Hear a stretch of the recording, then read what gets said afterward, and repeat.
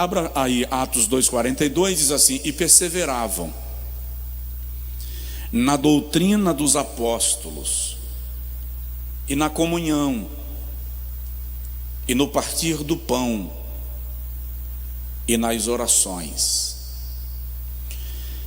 E em toda a alma havia temor, e muitas maravilhas e sinais se faziam pelos apóstolos.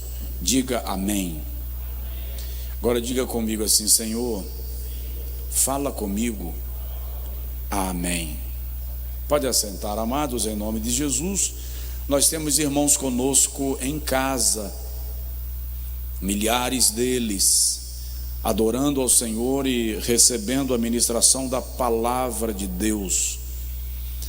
E nós queremos que o Espírito Santo transforme a nossa vida pelo poder da palavra pregada e ensinada. Eu acho que nós já estamos aí na 4ª ou 5ª semana falando sobre Atos 2,42 e destacando as características de uma igreja que vai protagonizar um avivamento. E já falamos sobre o que significa perseverança, que é permanecer naquilo que aprendeu desde o princípio, se posicionar sem retroceder daquilo que recebeu como fundamento da fé, como base da fé.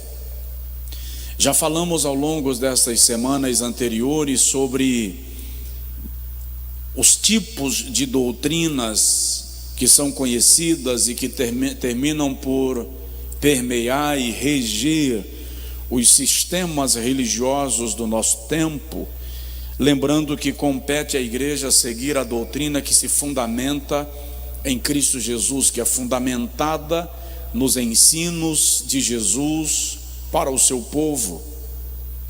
Já falamos sobre o dever que os líderes têm de ensinarem a sã doutrina e alguns outros aspectos muito importantes do assunto. Na terça-feira passada eu falei sobre abençoados pela obediência, a dádiva de obedecer, a graça de obedecer. Hoje eu quero falar um pouco com os irmãos sobre a cilada da desobediência. A cilada da desobediência. Por que falar sobre isto? Por algumas razões. Primeiro, porque a nossa natureza pecaminosa e decaída, herdada em Adão, é uma natureza naturalmente rebelde. Nós somos desobedientes por herança. O pecado, a queda, a rebeldia de Adão contra Deus imprimiu em nós aquilo que Paulo chama, escrevendo aos Romanos, de a lei do pecado. No capítulo 7 ele diz: porque em mim está a lei do pecado. Aí no capítulo 8 ele diz que está em nós a lei do Espírito, ou seja, aqueles que se convertem a Cristo e que são influenciados pela operação da graça de Deus, não se deixam reger pela lei do pecado, são guiados e maestrados pela lei do Espírito. Uma outra razão para falar sobre a cilada da desobediência é que é muito importante lembrar que muitas vezes nós nos rebelamos pelo simples fato de querermos demonstrar poder, força, controle. Ninguém rege minha vida. Ninguém determina o que eu faço e o que eu não faço. E em nome deste poder, em nome desta autonomia, nós queremos quebrar regras, queremos caminhar à margem. Mas todas as vezes que caminhamos à margem, estamos quebrando linhas de sinalização que foram estabelecidas por nós ou para nós como parâmetro, como guia. Por outro lado, eu estava pensando um pouco nesta tarde e lembrando que o cristianismo é tão extraordinário que ele dá ao indivíduo a liberdade até de desobedecer. O indivíduo tem a liberdade de desobedecer. No islamismo, se o indivíduo quebrar o código, ele vai ser punido, e às vezes publicamente. Nos outros sistemas religiosos, da mesma sorte. No cristianismo é muito incrível que Deus quer que você obedeça, mas Ele não quer que você obedeça por força, Ele quer que você obedeça por liberdade. Parece meio paradoxal, mas Deus não quer forçar a nossa obediência. Ele quer que a nossa obediência seja uma oferta. Deus quer que a nossa obediência seja uma entrega, porque nós não somos escravos, nós somos filhos. Então, o Senhor não quer que sejamos obedientes por medo do chicote. Ele quer que sejamos obedientes porque a sua natureza está sendo reproduzida em nós, gerada em nós. E é nisso que muita gente se engana, e muitas vezes a gente se engana, porque se eu desobedeço e Deus não me dá peteleco, se eu desobedeço e Deus não me quebra as pernas, se eu desobedeço e Deus não me mata, então Deus não está se importando. Não se engane, Ele está muito atento, como um pai que acompanha os seus filhos e que não vai ficar espancando os seus filhos para que eles se tornem obedientes, mas sempre haverá um momento que o pai chama o filho para conversar sobre os assuntos pendentes. É melhor obedecer, disse Samuel a Saul, do que sacrificar. E eu até escrevi uma frase agora de tarde do tipo: livres até para desobedecer. Livres até para desobedecer. Porque Deus não lida com escravos, Ele trata com filhos. Diga comigo: eu não sou escravo de Deus, eu sou filho. Agora você precisa entender que a quem mais é dado, mais é cobrado. O escravo, se ele se tornar muito desobediente, você expulsa ele de casa. O filho você não expulsa, mas coloca dentro do quarto para uma conversa mais aberta. Então, a primeira pergunta que eu faço agora à noite é: que tipo de filhos somos? Como estamos lidando com o nosso privilégio de filhos? João capítulo 10, versículo de número 9, o Senhor Jesus diz assim: eu sou a porta, quem entrar por mim, entrará e sairá. Diga comigo: entrará e sairá. Você que está em casa pode falar também: entrará e sairá. Isso é liberdade, direito de ir e vir, direito de entrar e sair. E repito, porque Deus trabalha com filhos.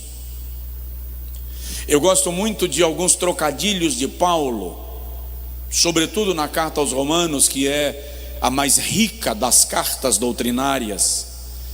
E é interessante que na carta de Paulo ele defende duas leis. Ele defende a lei da liberdade e a lei do amor.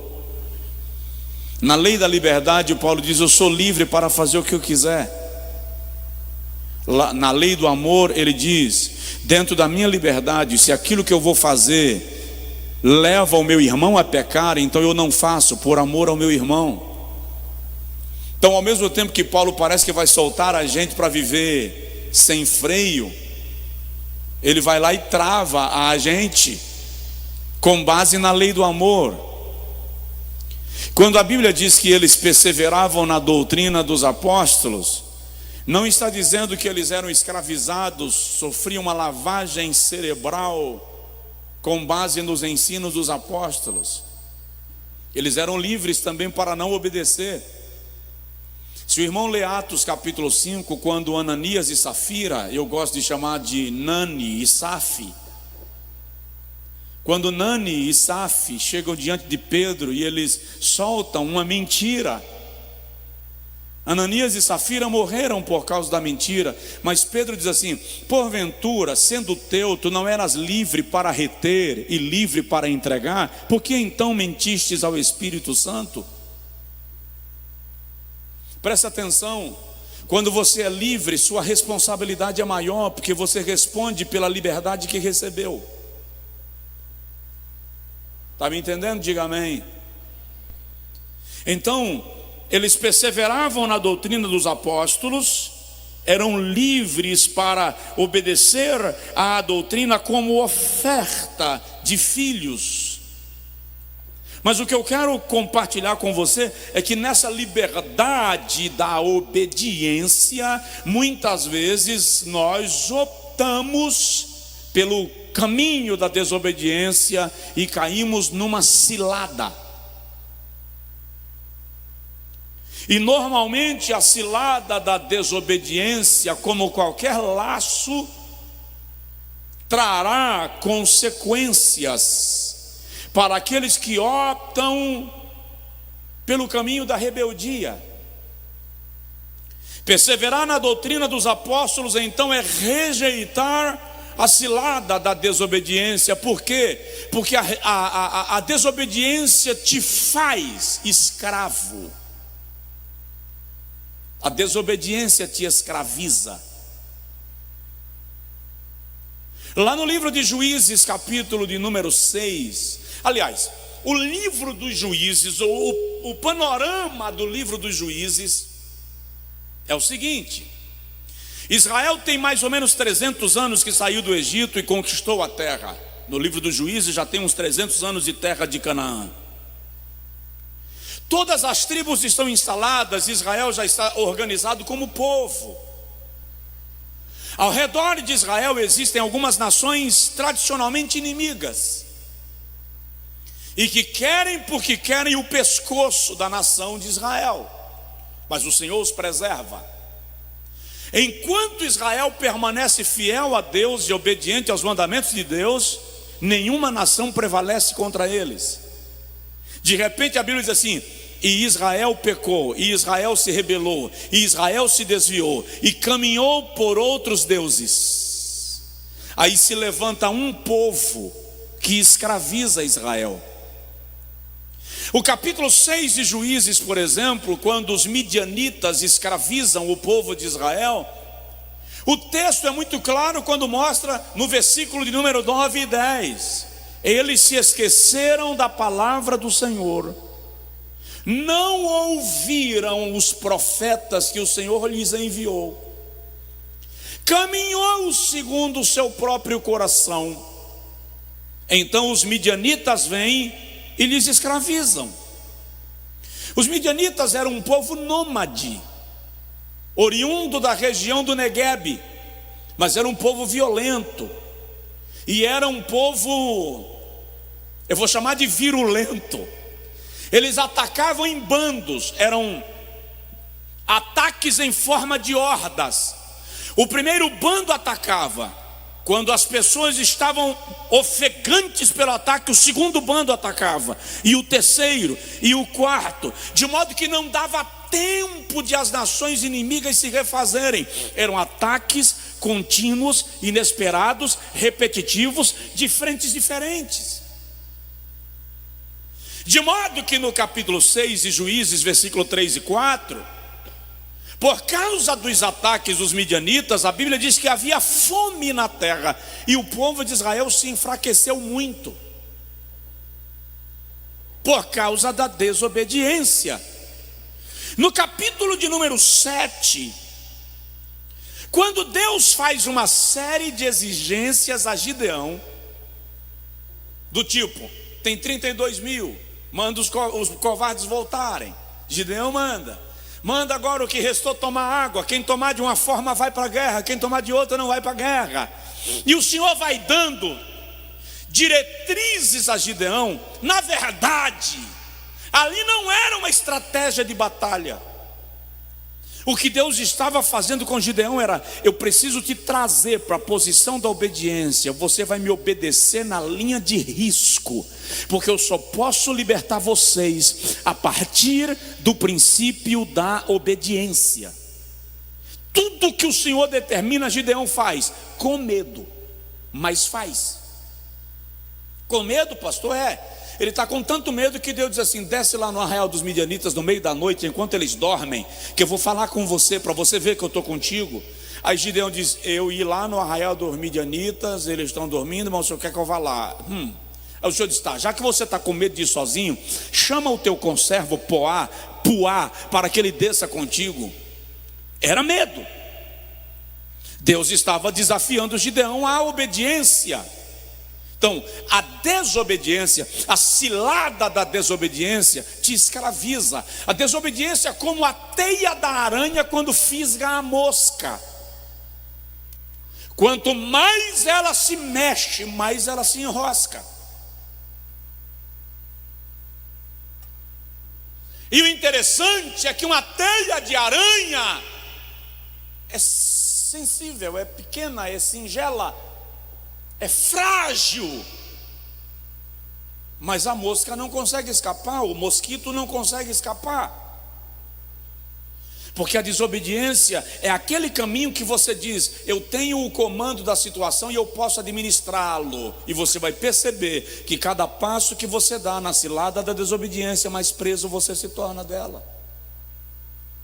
Por isso que eles optam por perseverar na doutrina dos apóstolos. Vamos lá. Segundo lugar, a cilada da desobediência nos torna rejeitados de Deus. Tem gente que pensa que Deus é um babaquara velho, lerdo. Você já ouviu essa palavra, babaquara? Isso é coisa de sertão. Tem gente que pensa que Deus é um lerdo, que a gente pode ludibriá-lo, enganá-lo, e ele fica sendo conduzido aí pelo nhenhenhen. Ele é Senhor, soberano, perfeito. Os cabelos brancos que representam Deus na visão de Daniel e na visão de João não é velhice, é eternidade, é infinitude. Deus não é decrépito, Ele está vendo tudo, não sofre chantagem emocional. Se você pensa que tem gente que Deus não rejeita, você está enganado. Brinca não, que a Bíblia diz que tem uns que Ele entrega às paixões infames. Sabe o que é entregar? Solta a trava de mão e diz para o cara: vai lá, vai. Salmo 73, Asaf diz que o Senhor deixa o ímpio prosperar para a sua própria destruição. Vai. Você não quer ir? Fica à vontade. Saul, primeiro livro de Samuel, o Senhor dá uma orientação a Saul. Saul cometeu 2 atos de rebeldia contra Deus. O primeiro, por causa da popularidade. O segundo, na tentativa de agradar a Deus com sacrifícios sem obediência. No primeiro capítulo de número 13 de 1 Samuel, o profeta dá a Saul uma orientação divina e diz para ele: fica aqui, porque eu vou a Siló consultar ao Senhor. E Samuel foi a Siló.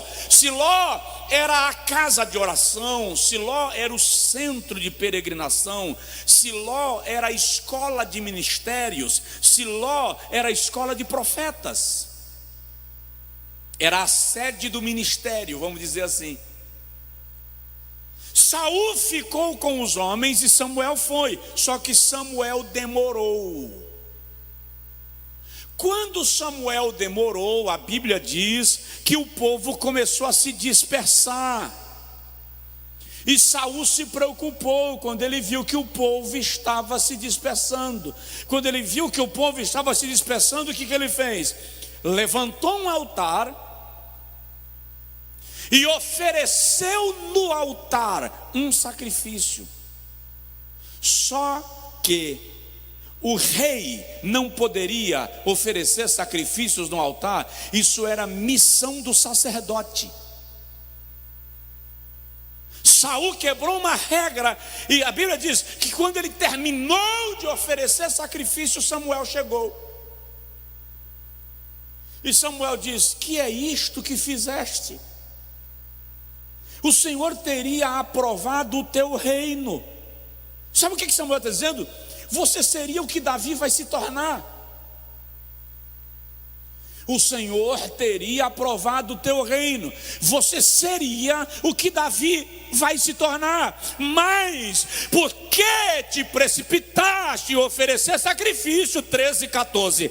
O Senhor rejeitou a ti, para que não reines sobre Israel. O Senhor te rejeitou. O Senhor não vai confirmar o teu reino. E detalhe, eu já vi muita gente dizendo que Saul foi a escolha do povo. Olha o dedo. Saul foi a escolha de Deus. O que Deus não queria é que o sistema de governo de Israel fosse monárquico. Ele queria que fosse teocrático, Deus liderando através dos sacerdotes e dos profetas. Mas no dia que o povo disse: nós queremos um rei, o Senhor disse a Samuel: não entristeça teu coração, porque o povo não está rejeitando a ti, mas a mim. 1 Samuel capítulo 9. Vai chegar na tua casa um homem, procurando pelas jumentas do teu pai. Ele é da tribo de Benjamim. Quando este bater na tua porta, unge-o como rei, porque esse é o homem que eu escolhi para que reine. No mesmo dia, Saul bate na casa de Samuel, perguntando pelas jumentas. Foi ungido por ordem de Deus, mas por causa da cilada, da desobediência, o mesmo Deus que o elegeu o rejeitou.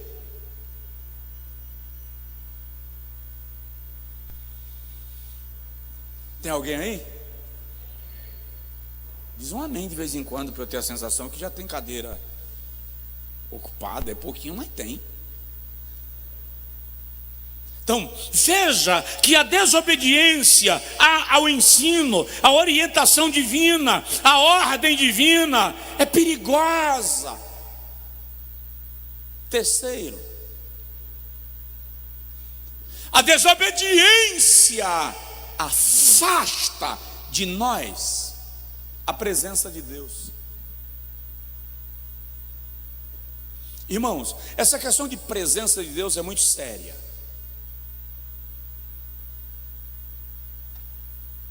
Primeiro porque a experiência bíblica vai revelar para nós que tem gente que perde a presença de Deus e não percebe.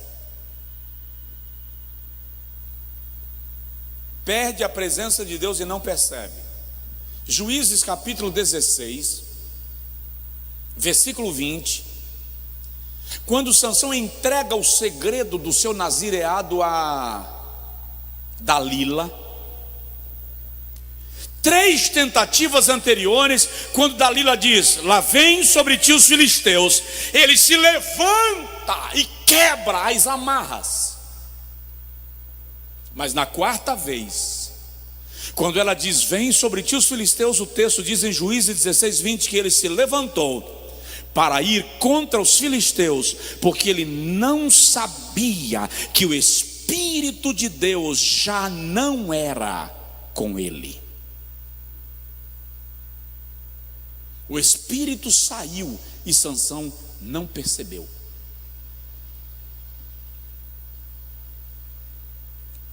Quando a presença de Deus sai e o indivíduo nem percebe,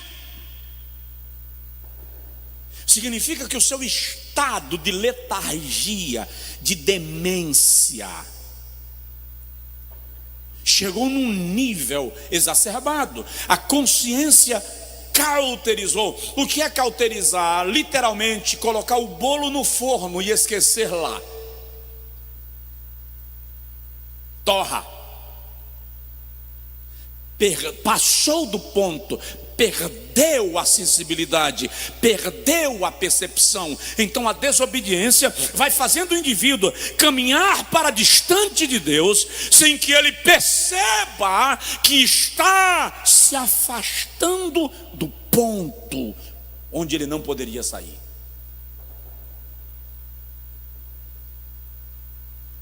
E isso é grave. E é grave porque eu já preguei aqui nesse púlpito. Muitas vezes nós confundimos o poder com a presença. Como assim? Tem muita gente que está cheio do poder, mas não está cheio da presença. Muita igreja que está cheia do poder, mas não está cheia da presença. Não, pastor, peraí, isso é uma heresia. Êxodo capítulo de número 33, o Senhor disse a Moisés assim: a minha presença não irá contigo, eu vou mandar um anjo do meu poder, um anjo forte, para guiar o povo. A presença não vai, mas o anjo do poder vai. Moisés disse: não, Senhor, se a tua presença não for com a gente, eu não arredo daqui. Como é que os nossos inimigos saberão que o Senhor está conosco, se o Senhor não estiver à nossa frente, abrindo o nosso caminho? É aí que o Senhor diz a Moisés: então a minha presença irá contigo e te fará descansar.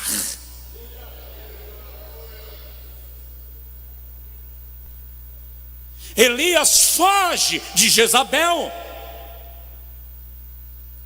e entra numa caverna. 1 Reis 19. Quando ele está enclausurado numa caverna, ele quer Deus, ele precisa ouvir Deus. Deus tem que falar alguma coisa. E de repente vem um terremoto, e a terra está sendo sacudida. Há um movimento por causa do terremoto. E o texto diz assim: e o terremoto passou, mas Deus não estava no terremoto. Terremoto é poder, mas não é presença. Depois do terremoto, diz o texto, vem uma saraiva, chuva de granizo. Não sei o tamanho das pedras de granizo que caíram naquela chuva do deserto, mas Elias esperou Deus no granizo. Há um mover, não fica nada à frente do granizo. E o texto diz que quando a saraiva passou, está escrito, mas Deus não estava na saraiva. Terremoto é poder, saraiva é poder, mas não é presença. Depois o texto diz que vem um fogo, e o fogo vem consumindo tudo, e Elias para ouvir Deus no fogo, porque aliás há uma íntima relação entre Deus, Elias e o fogo. Se eu sou homem de Deus, desça fogo. Senhor, mostra para esse povo que eu sou teu servo e que tu és Deus, desce fogo. Agora vem o fogo, e Elias diz, lá vem Deus, e o texto diz que o fogo passou, mas Deus também não estava no fogo. Era poder, mas não era presença. De repente o texto diz que há uma bonança e um silêncio, e uma voz brada na porta da caverna, na entrada da caverna: o que fazes aqui, Elias?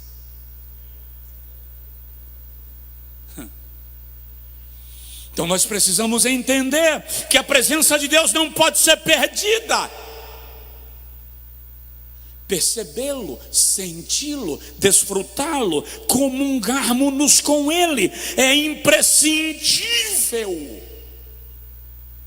para quem de fato quer caminhar com Deus. Então a desobediência nos afasta de Deus, a desobediência tira de nós a presença de Deus, a desobediência nos torna escravos das situações, a desobediência nos torna rejeitados de Deus. Fala seu nome para você, tipo assim, Josué, fala aí seu nome para você. Melhor obedecer, tá?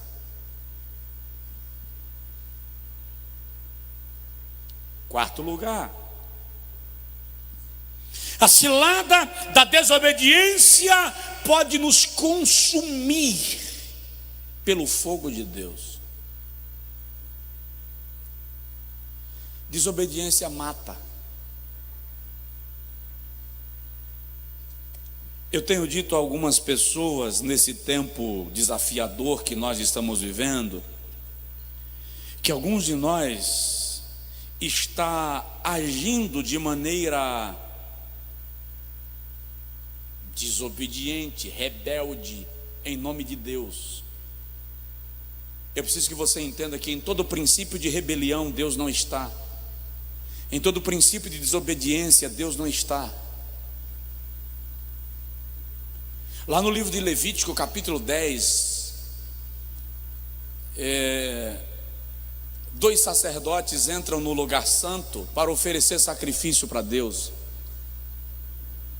E quando eles acendem o fogo no altar, o próprio fogo do altar veio e os matou. É muito curioso isso, e é uma das controvérsias da discussão bíblica. Como é que Deus matou os caras oferecendo sacrifício, gente?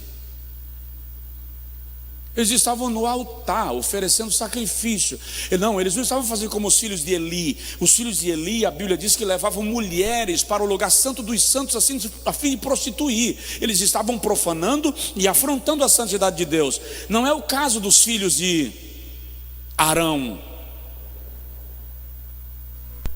Os filhos de Eli pegavam as ofertas na entrada do santuário e levavam para as suas orgias. Não é o caso dos filhos de Arão. Eles estavam oferecendo sacrifício a Deus e morreram no altar pelo fogo que foram oferecer. Que estranho. Mas aí vai ler. Eu escrevi sobre isso esses dias para algum artigo, não lembro que artigo foi mais, mas eu escrevi, eu vou achar. Mas vai ler, vai pesquisar. Primeiro, a maior autoridade espiritual do arraial era Moisés. E Moisés não autorizou eles cumprirem aquele papel. A maior autoridade do santuário era Arão. E Arão não autorizou eles fazerem aquilo. E para piorar a situação, o texto faz entender que eles estavam embriagados quando entraram no lugar santo. E outra coisa, não era o sacerdote que acendia o fogo no lugar santo. O fogo havia sido aceso pelo próprio Deus. Eles tinham que pegar do fogo que o Senhor acendeu no capítulo 9 e colocar sobre o altar do sacrifício. O Senhor acendeu fogo no altar de incenso. Eles tinham que pegar a porção do fogo de Deus e levar para o altar do sacrifício, e não acender um fogo pessoal para o altar de Deus. Quem acende o fogo não é você, quem acende o fogo não sou eu, quem acende o fogo é o Senhor. Quando o fogo é meu, é estranho.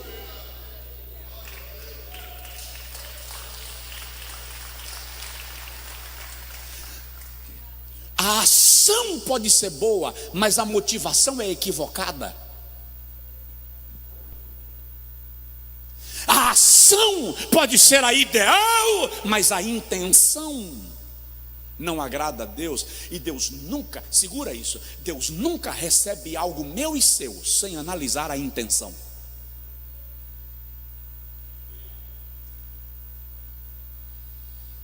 Galardão não me será dado pelo que eu fiz, mas pelo que me motivou.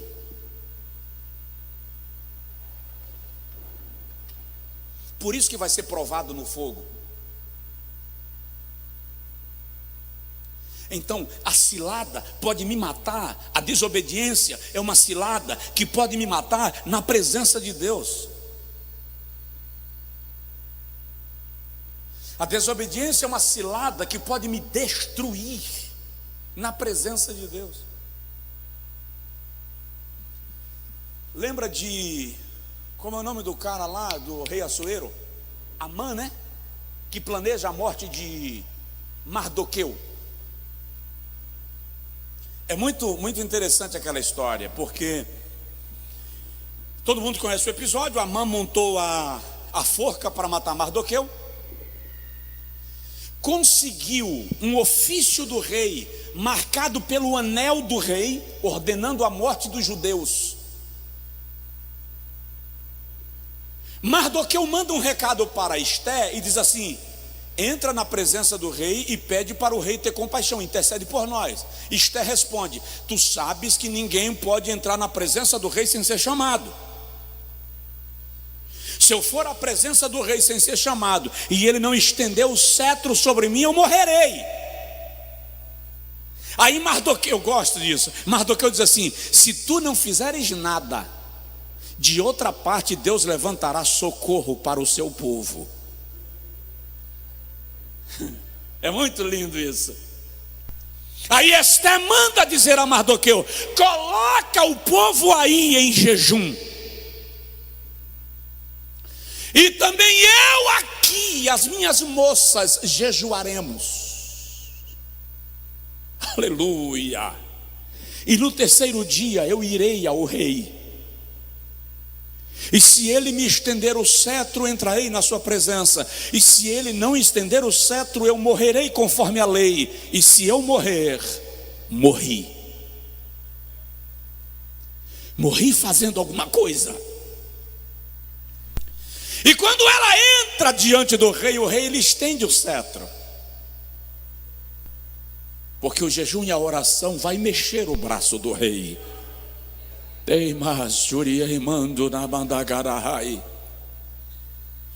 E quando ela entra diante do rei, olha só, o rei diz assim: pede-me o que tu quiseres, e eu te darei até metade do meu reino. Acabou, irmão, já murchou os pneus tudo, já.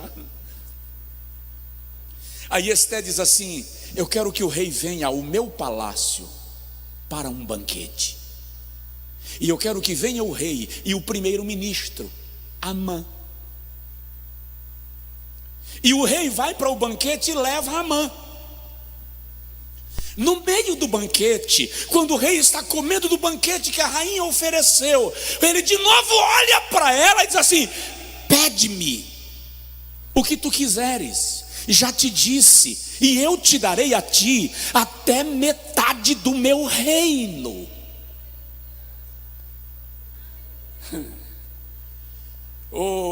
Por que ela não pediu na primeira vez?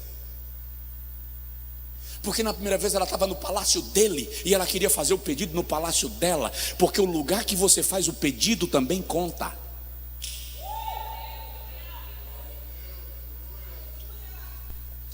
Ela olhou para o rei e disse: não é metade do teu reino que eu quero, eu venho pedir pela minha própria vida. O rei olha e diz: como assim? Sua vida está ameaçada? Sim, há um homem no teu reino que ameaça me matar, e não só a mim, mas ao meu povo. O rei levanta, virado numa leoa parida, e quem é este que ousa ameaçar a rainha em seu próprio palácio? E o texto diz que o rei saiu da sala do jantar e foi para a varanda do palácio tomado de ira. Quando ele está lá com raiva, buscando Amã percebeu, está escrito, e Amã percebendo que a sua situação já estava na linha da morte, ele deita na cama da rainha, ele vai para a cama da rainha e deita e diz: pelo amor de Deus, poupa a minha vida. Só que o rei voltou exatamente na hora que Amã está debruçado na cama da rainha. E o rei diz assim: esse incircunciso infeliz ousa seduzir a minha rainha na minha frente, tira daqui, leve-o para a forca. Quando alguém pega a mãe e leva, o outro diz: majestade, tem uma forca lá na praça da capital que ele fez para matar Mardoqueu. O rei diz: aproveita e pendura lá, que é mais rápido. Tudo isso se dá na presença do rei. Tudo isso se dá diante do rei. Eu e você precisamos entender que quando nós quebramos a linha da obediência, vamos na linha da morte, seremos destruídos. Então presta atenção, em nome de Jesus Cristo. O lugar que você pede importa. Como você pede importa. A hora que você pede importa. E toda armadilha montada contra você será quebrada se você se colocar diante do rei.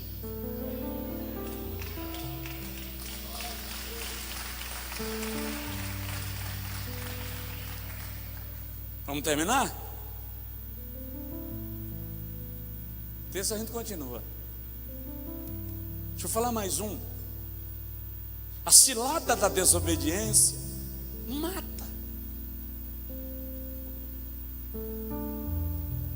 Eu já falei que a cilada da desobediência nos torna escravos.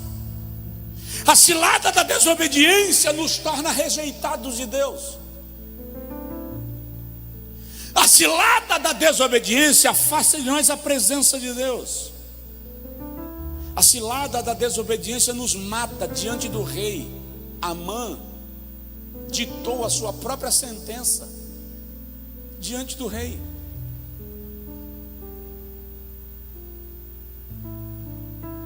Quinto lugar, e se Jesus não voltar daqui para quinta, a gente continua nessa mesma linha de raciocínio.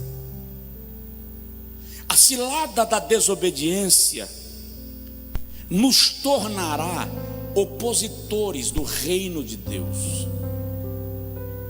opositores da expansão do reino. Atos dos Apóstolos, capítulo de número 13, versículo de número 10 ao versículo de número 12, revela para nós. No início do texto, Paulo é chamado para o ministério apostólico. O Espírito Santo chama Paulo. Antes de olhar o texto, olha para mim.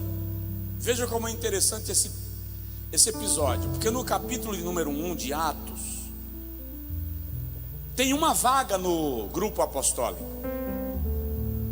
Judas morreu. E de alguma maneira parece que Pedro tinha pressa de resolver o problema e preencher logo a vaga. De algum modo, parece que Pedro tinha pressa de preencher logo a vaga de Judas. Até porque uma leitura bem cuidadosa do livro dos Atos dos Apóstolos vai revelar para nós que eles não queriam que o evangelho saísse do âmbito do judaísmo. É para ficar aqui entre nós que nós somos os privilegiados de Deus, os mimosos, os coqueluches de Jeová. Então fica aqui. Então Pedro não quer perder tempo e ele resolve logo fazer uma reunião geral, convoca a liderança da igreja em Jerusalém. É lícito que alguém tome o lugar daquele que se precipitou no abismo. Lançaram sortes. Preste atenção. O modelo de escolher líderes e pessoas por lançamento de sortes era uma tradição judaica.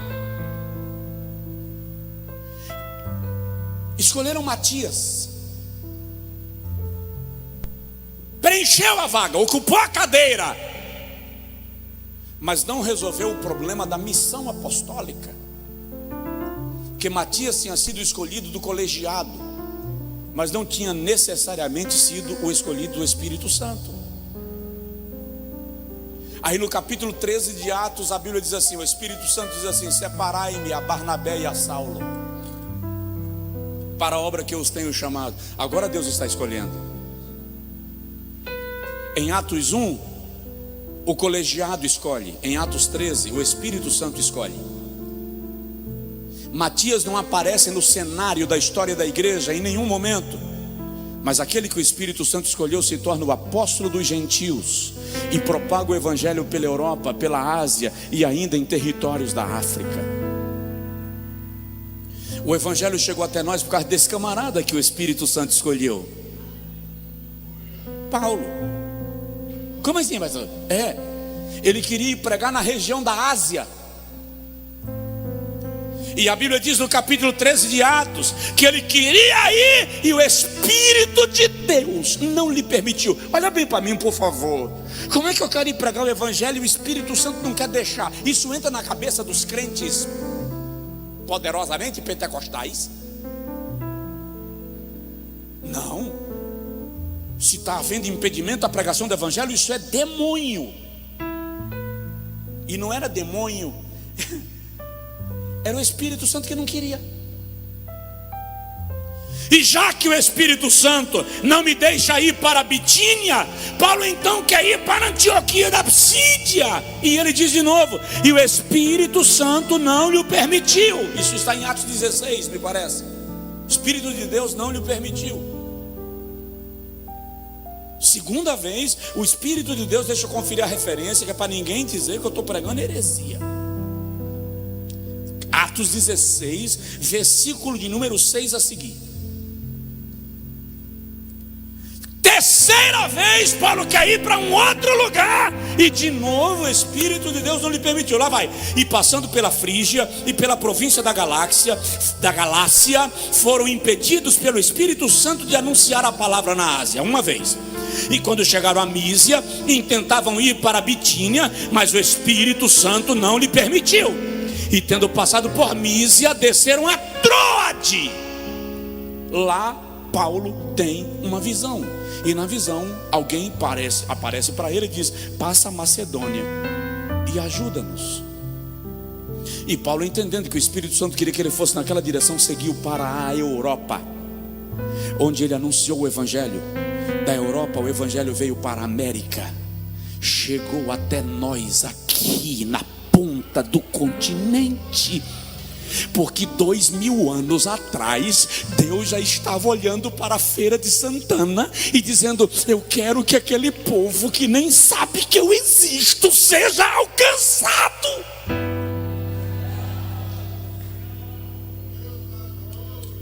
Mas um camarada precisou ser sensível à voz do Espírito Santo.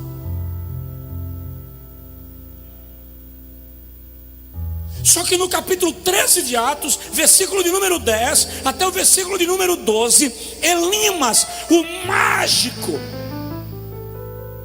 começa a se opor à expansão do evangelho. Ele se levanta contra Paulo.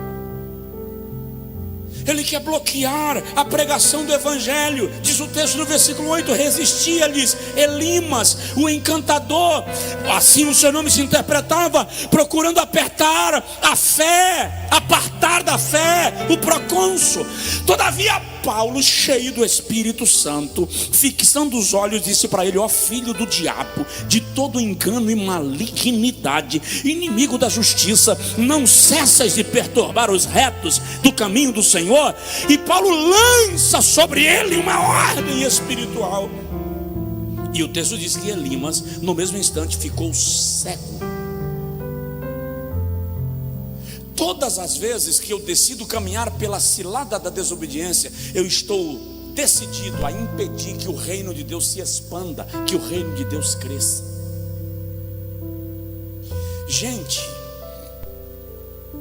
quanta gente dentro do reino impedindo a expansão do reino. Quanta gente dentro da igreja impedindo a expansão da igreja.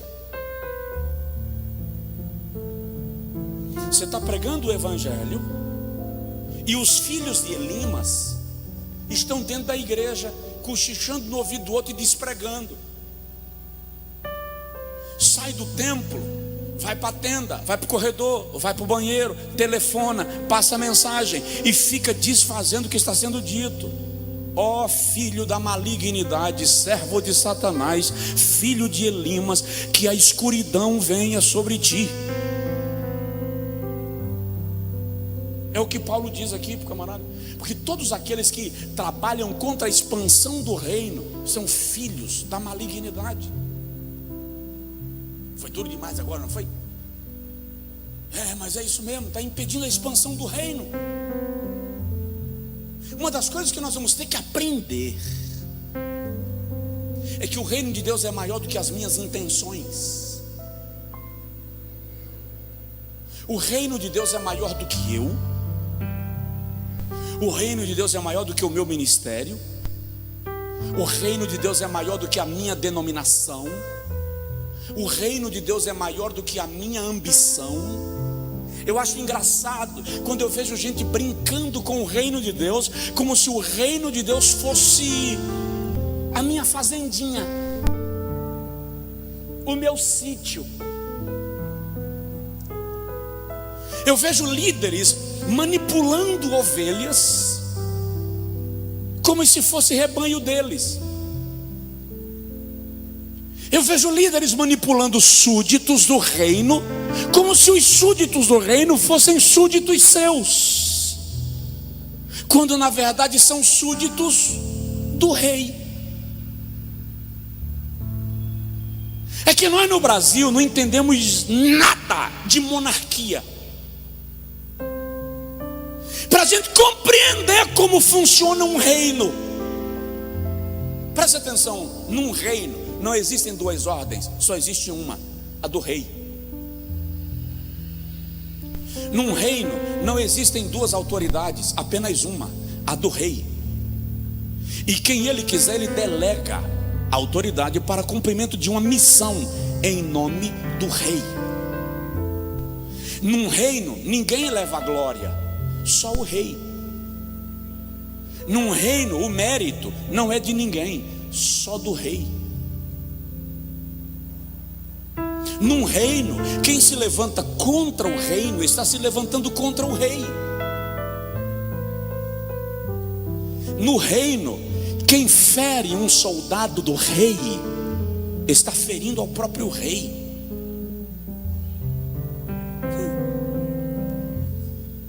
É por isso que Paulo amaldiçoa Elimas, porque ele está se levantando contra o reino. Igreja não é quintal de homens. Igreja não é comitê eleitoral. Igreja não é reduto de religiosos. Igreja é território do rei. E note que Amã morreu porque deitou na cama da rainha, se debruçou na cama da rainha. Ei, aqui está a princesa eleita, noiva do cordeiro. Ela vai se casar com ele, esposa de rei, é rainha. Ninguém pode deitar na cama da rainha sem ter que responder ao rei.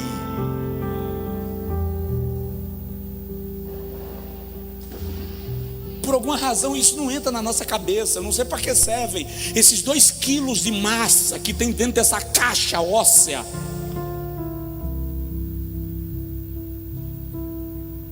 É tanta inteligência nos púlpitos, tanta sabedoria, tanta capacidade de expor, de convencer, mas na hora de convencer a mim mesmo, parece que toda a capacidade falha.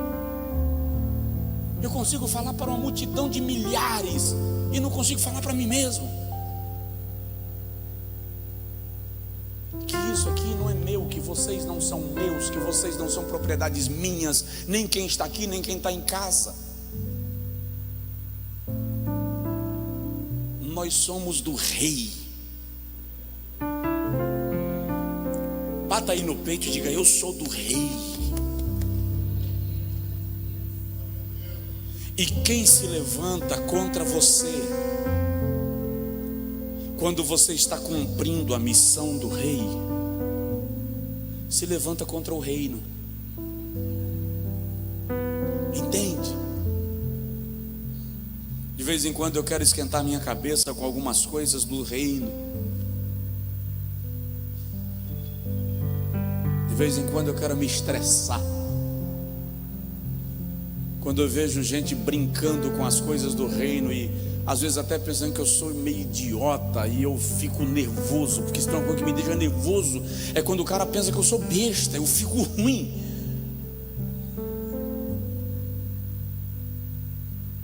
Eu fico nervoso. Aí quando eu vou conversar com Deus, às vezes eu entro no carro chateado, eu saio resmungando. Estou falando só não.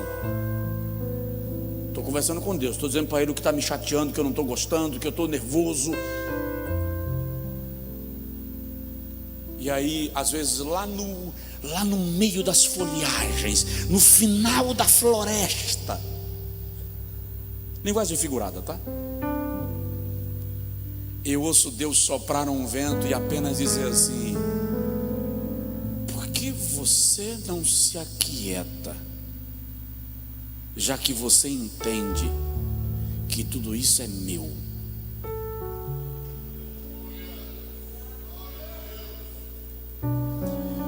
É como se Deus me dissesse assim: quando você quer resolver as coisas do meu reino como se elas fossem suas, você está se comportando exatamente igual àqueles que estão lidando com elas como se fossem deles.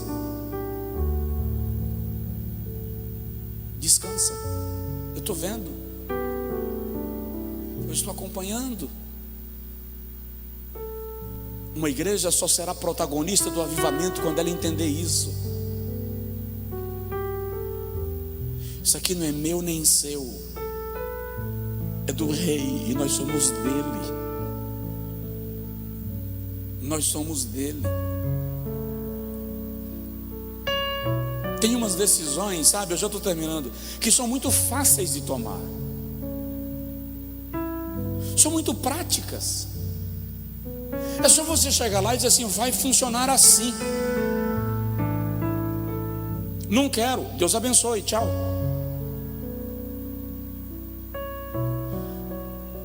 Mas você precisa entender que muitas vezes o rei simplesmente olha para Davi e diz assim: não briga com os filisteus agora, vai te esconder atrás da floresta dos balsameiros e espera eu mexer com a copa das árvores. Você já conseguiu parar para analisar o conflito de Davi? Se esconder de filisteu atrás da floresta dos balsameiros. O problema não é Davi e Deus, porque eu te ouvi, Deus. O problema é como é que os meus homens estão me vendo. Como é que o meu exército está me vendo? Eu corri de filisteu. E parece que eu consigo ouvir Deus dizer nas linhas do piano: você tem que parar de se importar com o que o exército está pensando e começar a dar crédito ao que eu estou falando. Porque o que define a batalha é o que o Senhor disse e não o que os homens pensam. E eu vou concluir dizendo a vocês: não há nada mais gracioso, mais glorioso, mais poderoso, mais gostoso, mais profundo aqui na terra, depois da tua salvação, do que deixar Deus guiar a sua vida passo a passo, passo a passo. É você entender que você pode tomar a decisão agora, mas Deus simplesmente quer que você espere, porque Ele tem um propósito no processo.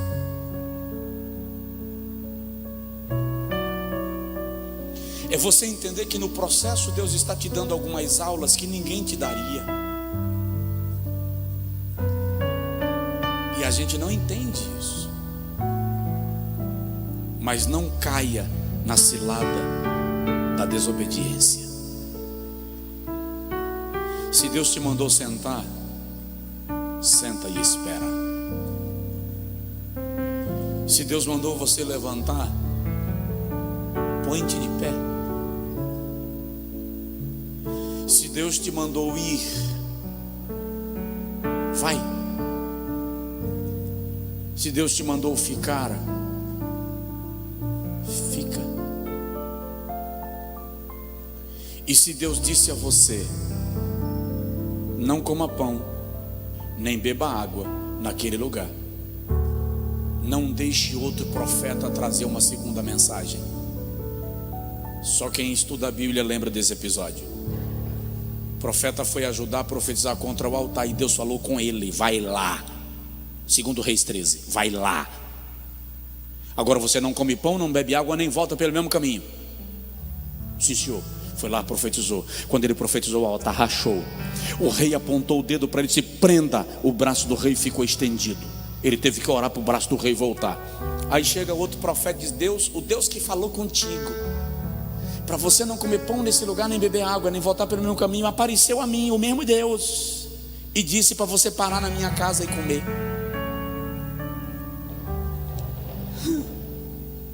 Foi. Quando ele está comendo, o profeta abre a boca e diz assim: aquele Deus que apareceu para você e disse para você não comer aqui, mandou te dizer que você não vai voltar para casa, você vai morrer no caminho. Na viagem, um leão matou o cara. Se Deus falou com você, a primeira ordem: não admita que a segunda venha através de ninguém. Ele vai falar com você também. Fica de pé, por favor, quem puder. O vento do Espírito de Deus começa a soprar, e você vai ver, Ele vai colocar todas as coisas no lugar. O vento do Espírito de Deus começa a soprar nestes dias. E é um sopro do Espírito Santo que vai alcançar não apenas os ares deste ambiente de saúde que está contaminado.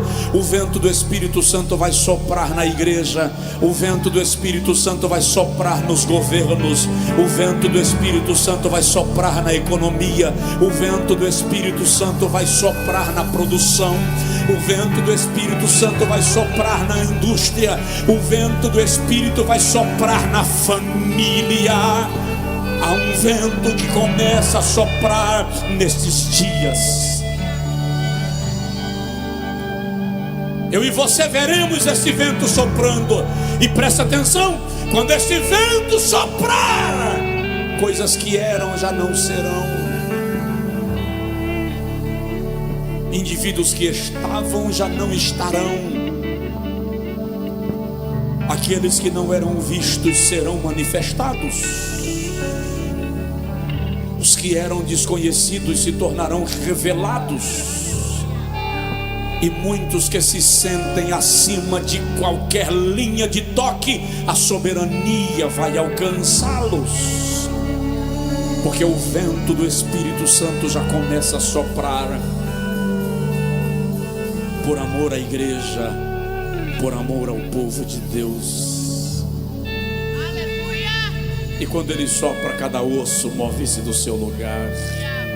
Espírito Santo, manifesta a tua presença na vida do teu povo. Vocês vão ver. Eu vou usar uma expressão do sertão: o diamantelo que Deus vai fazer no mundo para manifestar o seu comando nas situações, por amor à igreja e em resposta ao seu gemido. Eu via gavetas abrindo loucamente.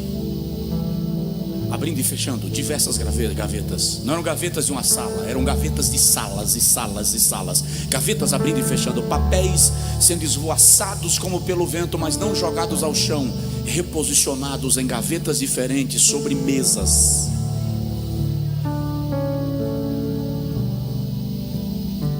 Eu via cadeiras sendo afastadas e colocadas de volta na mesa, muito rapidamente e em flashes. Eu vi Deus desmontando sistemas, revelando esquemas, desmantelando articulações.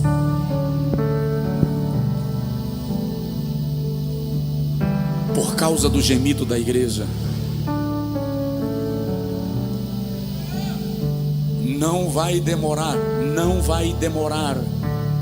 E isso não é Brasil. Se preparem para ver. Vocês vão ver cadeiras sendo mexidas,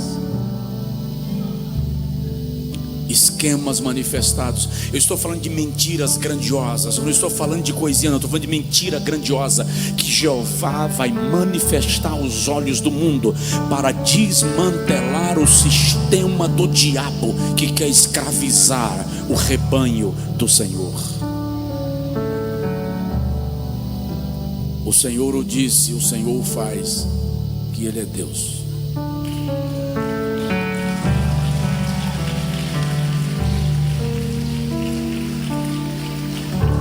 Senta um pouquinho, por favor.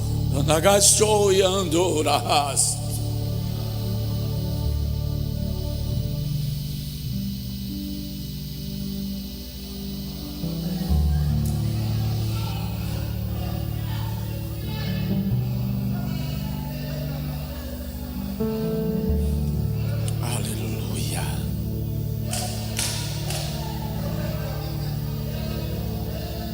Dei mais turian de que gasturiando na badagai.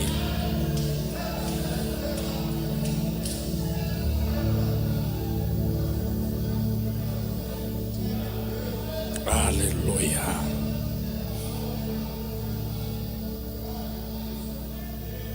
Vai acontecer muita coisa grande, vai acontecer muita coisa grande. Alagaitos tá que me faz te anjura da guianamas.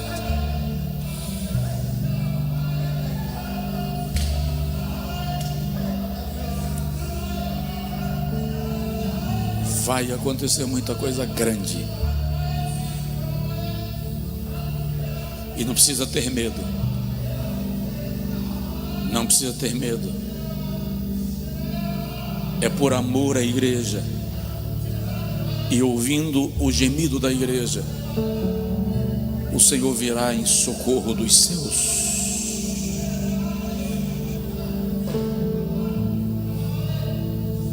Aleluia.